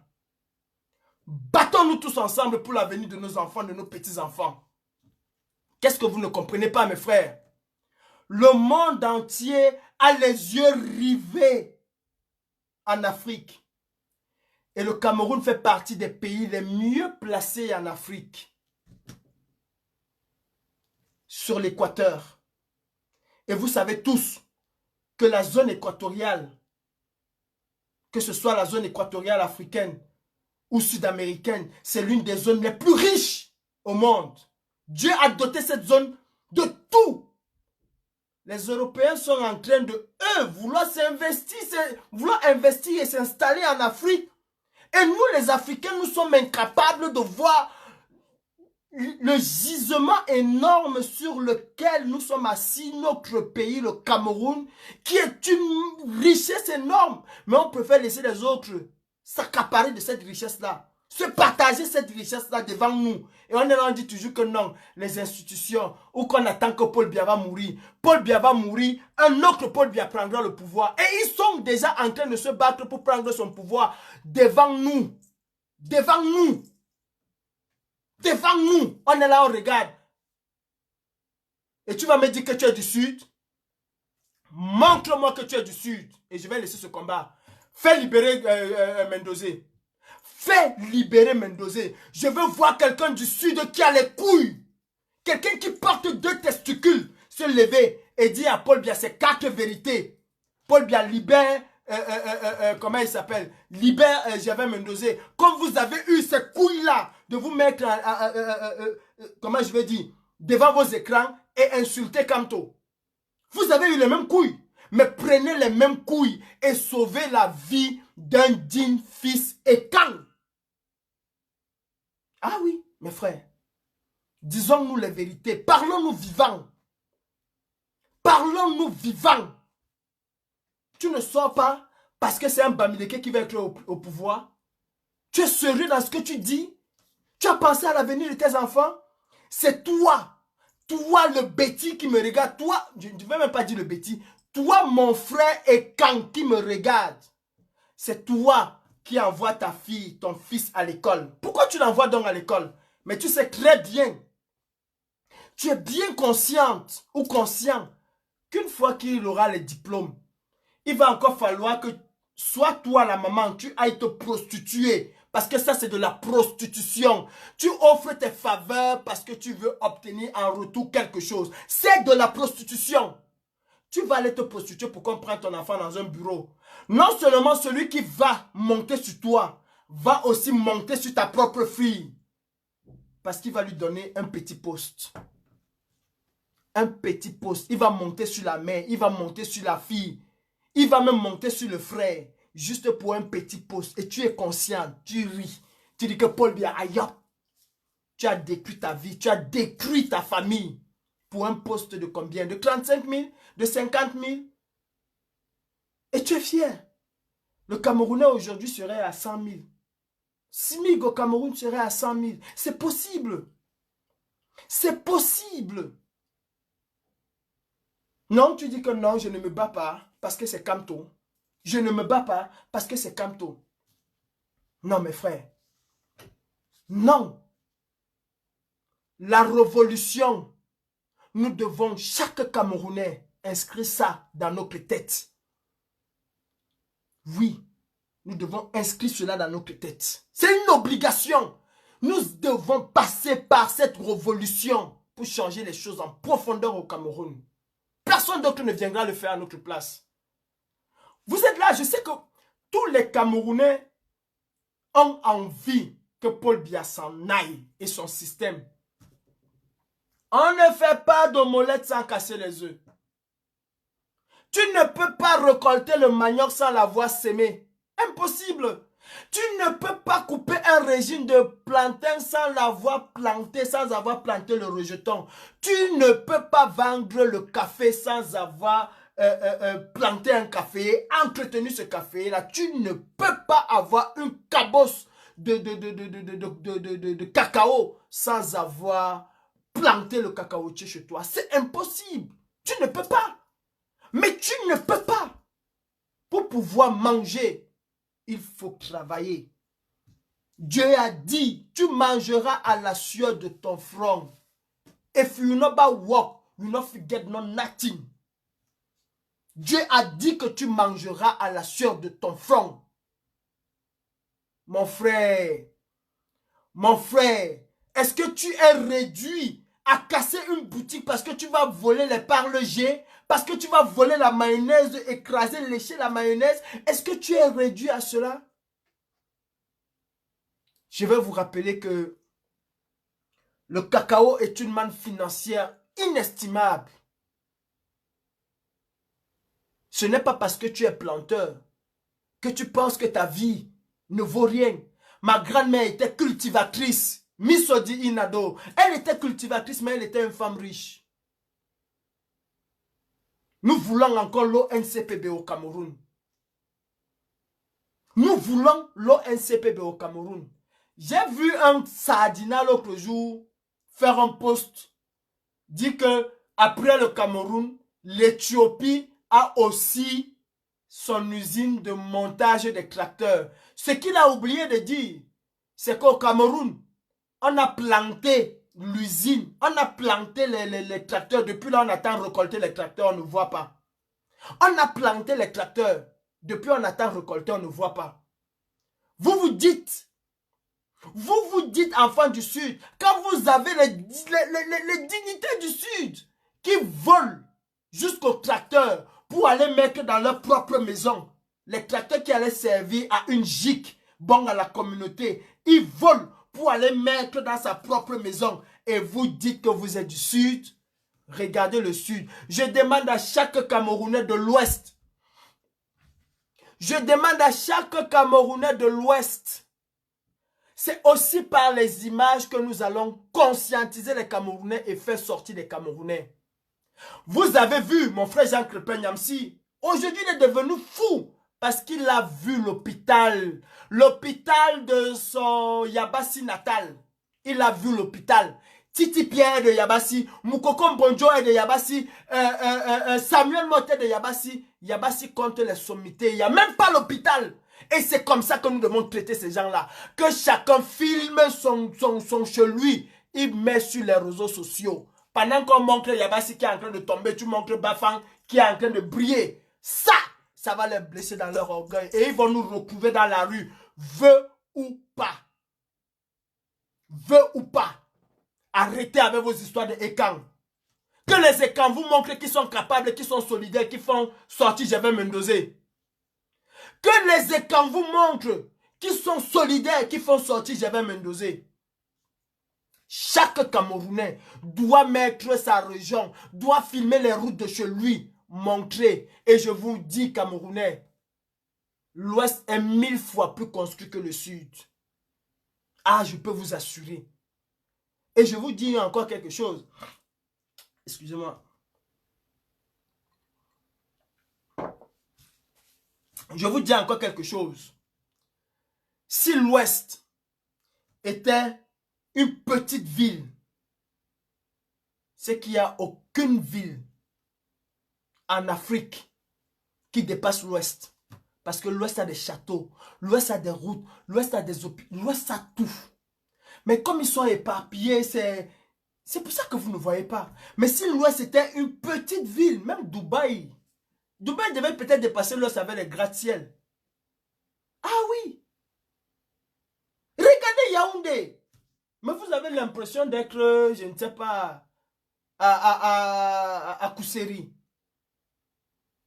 Mais Sanga Nyamdin, Abraham, Jesse Mananawa, Dokita, Wasiben Dokita, Wende Topodita, Bunyate, Wanam, Paul Bia, mon père spirituel, Bunyate, Wana, la main sur le cœur, dis-moi, mon moulema, moi, tous les jours, mon frère. Mais attendez, nous avons une seule solution. Nous avons une seule solution. C'est la révolution, mes frères. La liberté, elle ne se donne pas, elle s'arrache. La liberté ne s'est jamais donnée. La liberté s'arrache et elle se prend de force. Unissons nos forces et libérons le Cameroun. Faisons confiance aux nouvelles personnes. J'ai vu quelque chose que je vais appeler la sorcellerie. Hier, les gens étaient en train de tirer sur Jean-Michel Ninche. Oh, on veut qu'il soit président. Aujourd'hui, c'est tout le monde qui dit, ah, Jean-Michel Ninche, c'est le seul opposant. Je vous dis, Roha. Jean-Michel Ninche, c'est le frère de mon mentor, Brice Ninche, un de mes mentors. Mais je vous dis, Roha, si Jean-Michel Ninche n'est pas d'accord avec son gouvernement, qu'il démissionne à l'Assemblée nationale, laissez-nous le bavardage de Facebook, laissez-nous le bavardage des réseaux sociaux, des plateaux de télévision. C'est du n'importe quoi. Quand on n'est pas d'accord avec quelque chose, on démissionne. C'est aussi simple que ça. Je vous ai dit, il a peut-être une bonne intention. En tout cas, personne ne peut nier la lutte de Jean-Michel Ninche.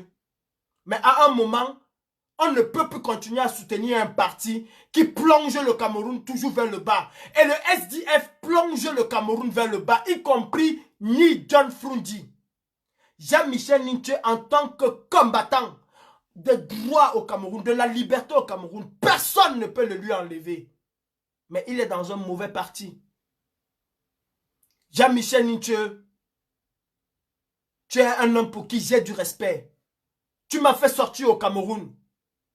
Mais je te dis aujourd'hui, en tant que petit frère, en tant que fils, le SDF ne te mérite plus. Monsieur Ninche, le SDF ne te mérite plus. Prends le train de la Renaissance. Je pense que, avec toi, au sein du MRC, les choses vont bouger au Cameroun plus rapidement qu'il n'en faut. Le SDF ne te mérite plus.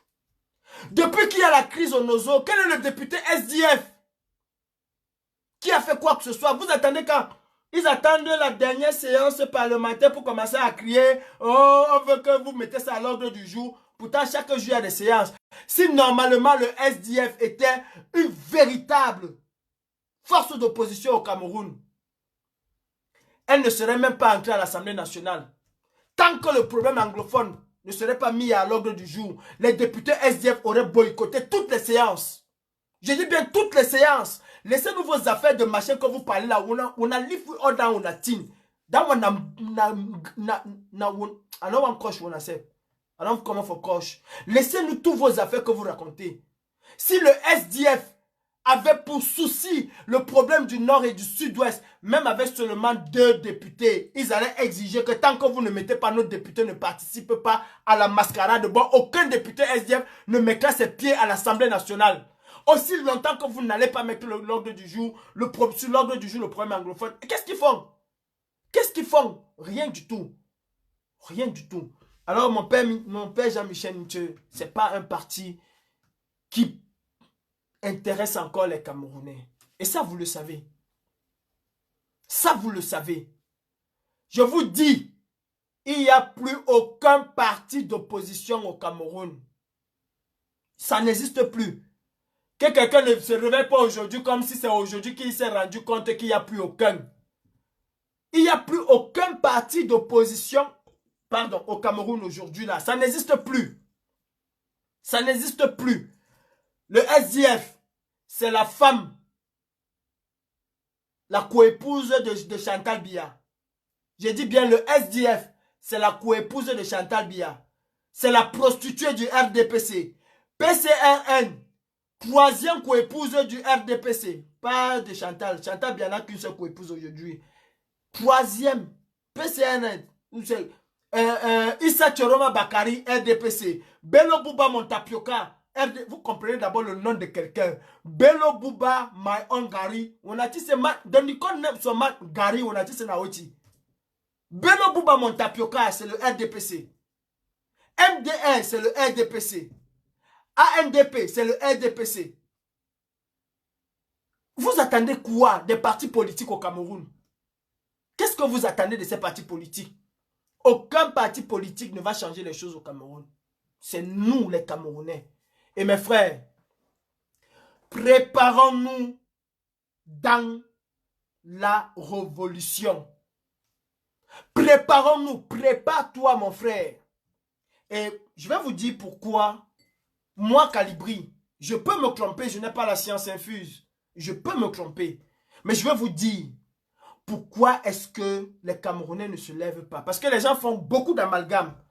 Et les gens sont toujours là à dire, eh, les Camerounais sont faibles, les Camerounais ne veulent pas sortir, les Camerounais nous ont déçus. Non, les Camerounais ne vous ont pas déçus. Enlevez ça de vos têtes. Même ceux qui chantent aujourd'hui Paul Biya Ayok, du plus profond d'eux, ils savent que vous avez raison. Ils savent qu'il est temps de se lever. Mais je vous dis encore que le succès arrive toujours lorsqu'une opportunité rencontre une préparation. Sans préparation, il n'y a pas de succès. Sans opportunité, il n'y a pas de succès. Soyons sûrs et certains que les Camerounais sont conscients de leur vie, de leur destin. Ils sont conscients, mais ils ont besoin d'une préparation. Le succès arrive toujours lorsqu'une préparation rencontre l'opportunité. Albert Einstein. Ce n'est pas Calibri qui le dit. Comment voulons-nous avoir le succès sans préparer les gens? Préparons les gens. Nous sommes obligés de préparer les gens et d'essayer d'utiliser toutes les opportunités qui vont se présenter devant nous pour en faire un succès. Ce n'est pas sorcier, ce n'est pas bac plus 50, ce n'est pas quelqu'un qui va venir vous donner les pains empoisonnés. Non, non, non. C'est quelqu'un qui viendra vous dire la vérité. Et si quelqu'un vient vous chanter que le RDP, c'est que Paul Biya est maudit. Paul Biya est maudit, nous le savons. Paul Biya est maudit. Mais il faut que les Camerounais prennent leurs responsabilités. Et pour cela, il faut que des personnes se lèvent au Cameroun. Ça, ce n'est pas le rôle du politique. Moi, je dis, et je répète, nous avons déjà la chance. Nous avons la chance d'avoir un homme politique qui a une vision globale, qui a une vision d'émergence, qui a une vision de développement du Cameroun. Cet homme politique-là, pour moi, je dis, c'est un acquis. mettons cet acquis de côté et il faut une nouvelle force. Je m'explique. En 1991, les villes mortes ne sont jamais l'émanation d'un parti politique. Les villes mortes en 1991, c'est la tête d'un homme, Mboua Masso, qui a dit, mais si on faisait les villes mortes, ça allait marcher. Et vous savez par qui les villes mortes ont été incarnées au Cameroun?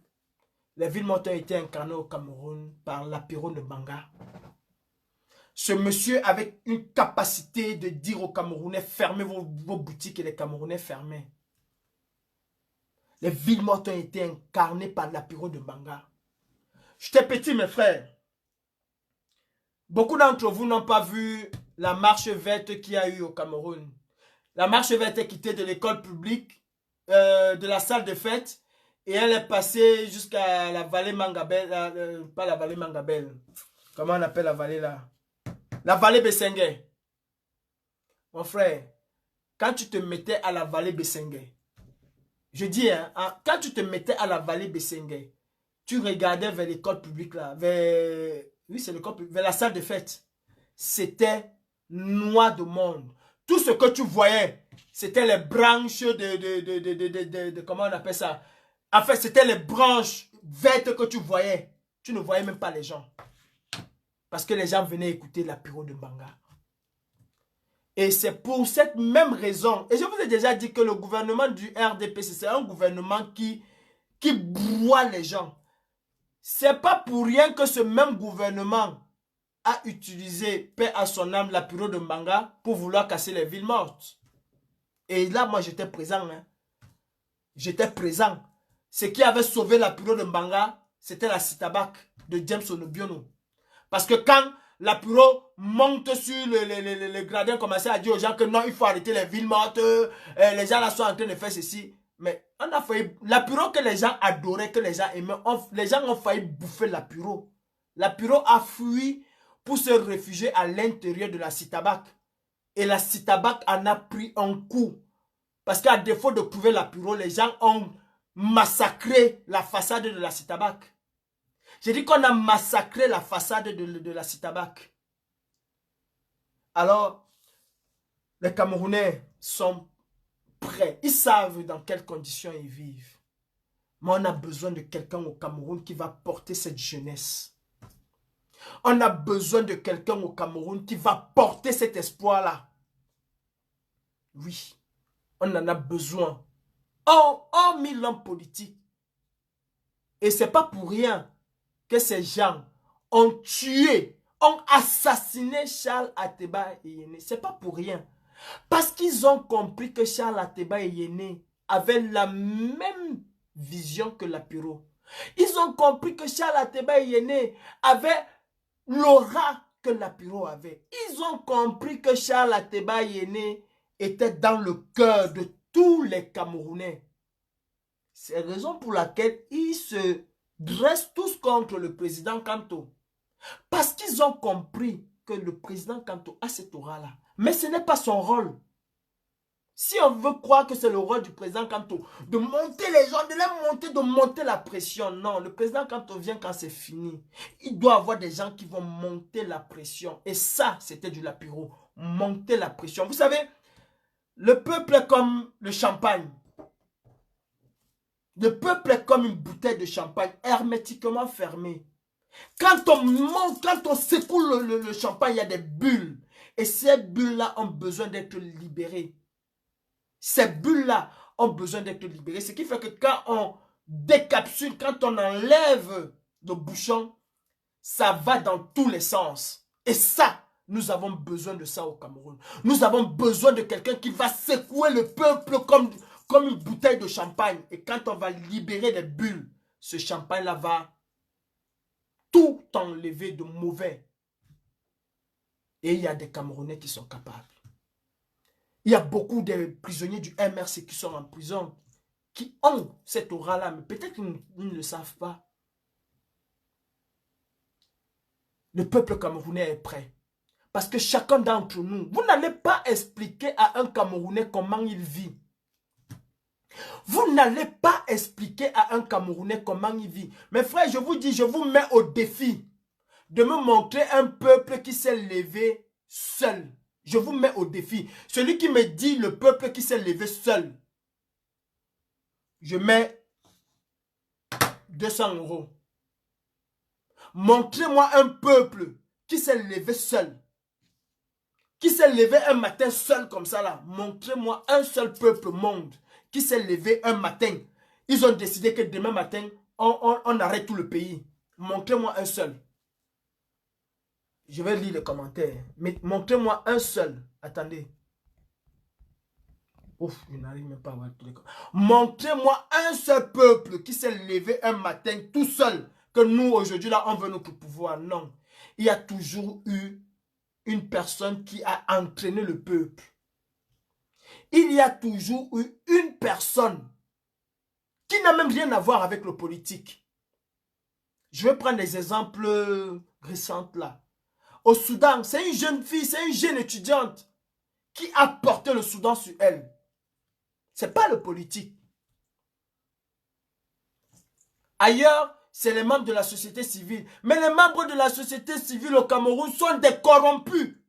Ils sont pires que les partis politiques. Et vous connaissez la façon de fonctionner de billets. C'est les liasses de billets qu'on envoie dans les valises. Vous connaissez cette façon de fonctionner. Tous ces membres de la société civile camerounaise ont des grosses voitures. Le peuple français ne s'est jamais levé seul. Enlevez ça dans ta tête. Le peuple français ne s'est jamais levé seul. Il y a eu des exciteurs. Ils ne se sont jamais levés seuls, le peuple français. Jamais. Il y a eu des gens qui ont préparé la révolution. En Tunisie, c'est Bouazizi. Mais attends, oui, fils du planteur, en Tunisie, c'est Bouazizi. Il a été le catalyseur. Il faut toujours un catalyseur. Arrêtons un peu de croire que le peuple va s'appeler, Jean va appeler Paul, ils vont se donner rendez-vous quelque part. Jamais. Il y a toujours eu un catalyseur. Les Juifs se sont rebellés contre le pharaon parce que Moïse, si ça a commencé dans la Bible, ce serait pareil jusqu'en bas. Les Maliens ne se sont jamais levés seuls. Il y a eu les membres de la société civile derrière. Arrêtez de nous amener les... Ça n'existe pas. Aucun peuple ne s'est levé seul.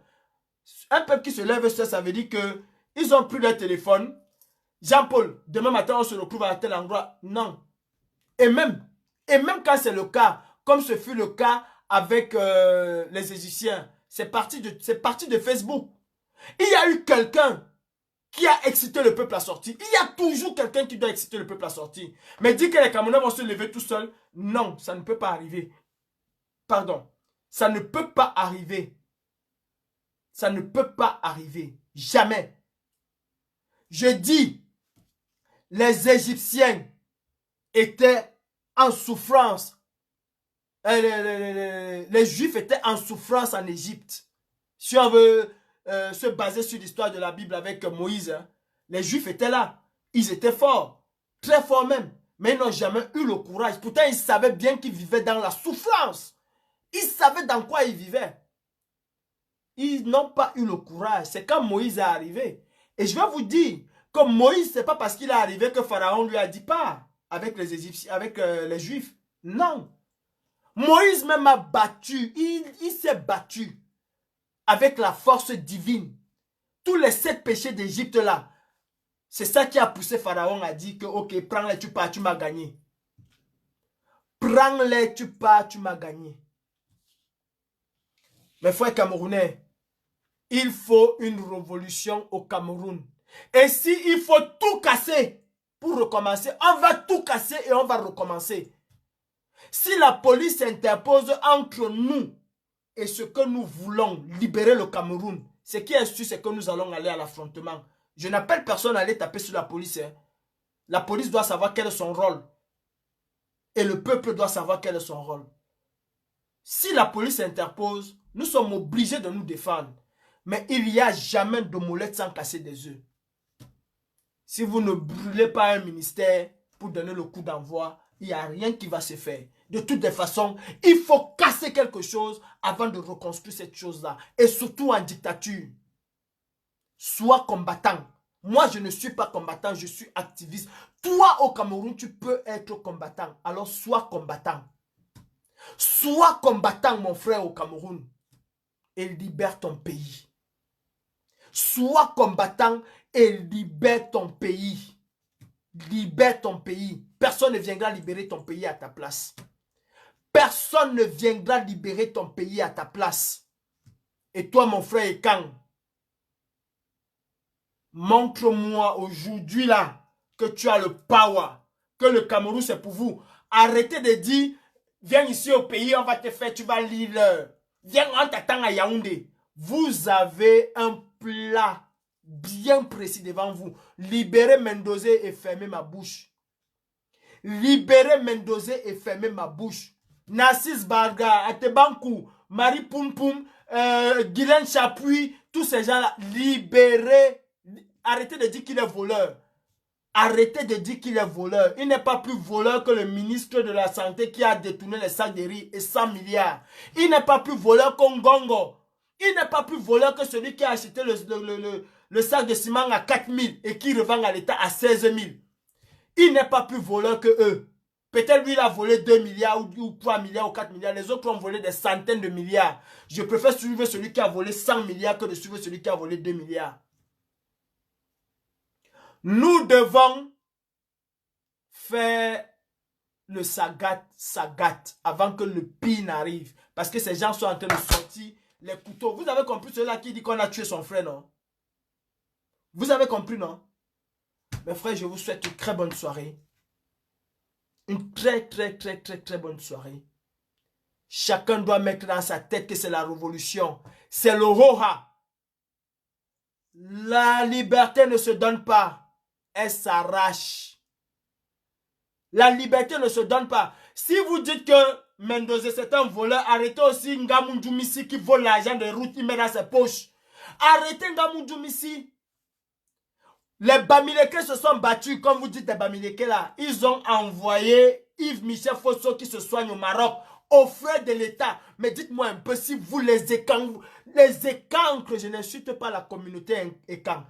J'insulte ceux qui disent, qui combattent, qui protègent les institutions. Dites-moi si ce n'est pas la folie que vous combattez. Quelqu'un a soi-disant volé l'argent de l'État. On l'arrête, on met en prison. Et c'est le même État qui va le faire soigner au Maroc. Oh mon frère. Oh mon frère. Et puis, Yves-Michel Fosso est accusé d'avoir tenté d'assassiner Paul Biya. Bon, quelqu'un a essayé d'assassiner votre institution. Lui, on fait sortir, il va se faire soigner au Maroc. Mais celui qui n'a que volé, vous le laissez pourrir, mourir. Et vous dites que vous êtes des hommes. Vous dites que vous êtes des hommes. Et quand nous allons porter le même pantalon, j'ai dit le même pantalon, je vais vous montrer que vous n'êtes pas des hommes. Yves-Michel Fosso a acheté, soi-disant, l'avion pour que Paul Biya aille mourir dans cet avion. Ils ont détourné l'argent, soi-disant. L'argent de l'avion de Paul Biya. Paul Biya a failli mourir dans l'avion. Il est rentré, il a arrêté, il l'a mis en prison. Yves-Michel Fosso a mal à la tête. On prend Yves-Michel Fosso, on l'envoie au Maroc. Et c'est encore qui paye? Le gouvernement camerounais. Bon, Paul Biya qui est soupçonné d'avoir voulu tuer, c'est lui qui paye la santé de Yves-Michel Fosso, le Bamileke. Vous avez le camp. Et camp qui est en prison, qui n'a que volé l'argent. Mais on l'arrête, on met en prison. Et on ne veut pas le libérer. On préfère le laisser mourir. Et vous dites que non, il a volé. Non, on ne se bat pas pour les voleurs. Vous ne vous battez pas pour quel voleur? Celui-là qui est au Maroc, là, ce n'est pas un voleur aussi. Où est Inoni et frère? Il est où? Il est soigné avec l'argent de qui? L'argent du contribuable camerounais. Vous êtes malade dans vos têtes. Vous êtes malade dans vos têtes. Ta mère paye les impôts pour qu'on aille soigner un voleur. Mendoza n'a pas demandé qu'on le soigne. Il demande juste qu'on le... Bon, nous voulons qu'on le libère, qu'il aille même mourir tranquillement chez lui. Tranquillement chez lui, sans aucun frais. On refuse. Et toi, le camp, tu acceptes de dire que c'est les institutions ZB. Institution de quoi? Institution de quoi? Institution de quoi? De quoi? On est en train de tuer vos enfants. Où sont les enfants de Mimboman? On est en train de tuer vos enfants. On est en train de tuer l'avenir de vos enfants. Vous ne voulez pas. Vous allez. Nous allons tous nous lever. On casse, on casse. Mes frères, En 2008, quand on a commencé à casser à Douala, on a appelé personne à Yaoundé. Ils se sont levés seuls. Il nous faut un catalyseur. Nous allons créer ce catalyseur. Nous allons prouver ce catalyseur. Et le président Kamto viendra construire le Cameroun. Si, et seulement si, c'est lui que vous choisissez. Parce que Kamto aussi l'a dit, le président Kamto l'a dit, ce serait à vous. Quand il est sorti de prison, qu'est-ce qu'il a dit? Qu'est-ce qu'il a dit? Vous m'avez fait confiance, on a volé. Nous voulons l'arrêt de la guerre au Nozo, la révision consensuelle du code électoral, un dialogue national inclusif et l'organisation de nouvelles élections. Si vous me faites encore confiance, je ne vous trahirai point. C'est ce qu'il a dit. Il compte sur vous. Il compte sur vous. Il n'a jamais dit que de force, on va lui mettre là-bas. Il n'a jamais dit ça. N'écoutez pas ce que disent les gens. Écoutez ce que la propre personne vous dit. Écoutez la bouche de la propre personne. N'écoutez pas ce que disent les gens. Vous savez, ce sont les gens qui ont créé les guerres. Quand le roi disait à son envoyé que va dire à l'autre roi là que je ne suis pas content de lui, vraiment il faut qu'il me rembourse mes grains de maïs qu'il a pris. L'envoyé allait dire à l'autre que le roi a dit que si il arrive ici, il va tuer tout ton village. C'est comme ça que l'autre s'énerve et il prépare la guerre. C'est la bouche des gens. Écoutez ce que le propriétaire de la propre bouche vous dit. Il ne vous a jamais dit qu'on va lui mettre de force. Il a dit, si vous me faites confiance, je ne vous trahirai point. Ah oui, si vous me faites confiance. Bon, il ne faut pas écouter la bouche de Tinda. Le Tinda, sa bouche là, c'est pour vouloir plaire au roi. Il ne dit jamais ce que le roi a dit. Il dit ce que lui, il veut. Parce qu'il pense qu'en disant ça, le roi va dire que non. Écoutez ce que le président Kamto, lui, il vous dit. Ça, c'est ce que moi j'écoute. Ce que lui, il me dit. Je n'écoute pas les ragots. Ou bien on vient me dire que Kamto a dit que le jour qu'il va venir me dire ce qu'il a dit ou il va parler à mon vision, je vais aussi comprendre. Sur ce, mes frères, je vous souhaite une très bonne soirée. Et nous devons nous mobiliser autour de l'affaire Mendoza. Nous, les écans vont nous montrer quels sont leurs pouvoirs au Cameroun. Ils vont montrer aux Camerounais, ils vont montrer aux écans qu'ils ont le pouvoir. Nous allons voir ça tous ensemble. Bonne soirée, mes frères. C'est la révolution qui va libérer le Cameroun et rien d'autre. Personne ne va libérer le Cameroun. Pas la France, pas les États-Unis. Personne. C'est nous-mêmes Camerounais. Et le seul endroit où nous devons être, c'est la rue. C'est la rue, c'est le rassemblement populaire et massif. Bassa, Beti, Bamileke et Kan, tout ça, nous devons nous mettre. Aoussa, nous devons nous mettre. Vous, mes frères du Nord, Midowara, vous, Ononka Midowara, Nanidou, Midowara, je viens sous vous, mes frères du Nord. Lundi ou mardi prochain, en tout cas la semaine prochaine, vous, Bande Kwam, on va se voir, on va se parler entre nous là. Vous allez me dire ce que les cavaliers Yéyé d'Ibril ont fait pour vous. Bonne soirée, mes frères. La lutte continue et la brigade anti-Sardina est debout. What? Rien ne va nous ébranler. Toc toc pour salut, bonne soirée. Merci à tout le monde. Merci de m'avoir écouté. Bonne nuit à tous les faux profils. Sans oublier la présidente Malolo Congolia. Good night.